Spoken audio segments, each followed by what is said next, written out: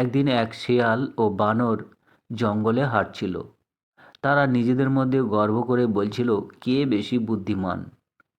বানর বলল, আমি তো রাজার মতো হাঁটতে পারি, গাছে চড়তে পারি, মানুষকে নকল করতে পারি।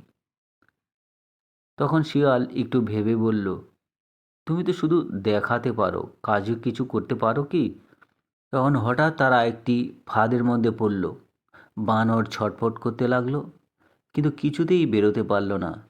শেয়াল ধীরে ধীরে নিজের বুদ্ধি দিয়ে ফাঁদ থেকে বেরিয়ে গেল। বানর বলল, আমাকে বাঁচাও। আর শেয়াল বলল, শুধু গর্ব করলে হবে না, সত্যিকারের বুদ্ধি থাকা দরকার। প্রকৃতপক্ষে অহংকার নয়, বুদ্ধি ও ব্যবহারিক জ্ঞানই হচ্ছে প্রকৃত শক্তি।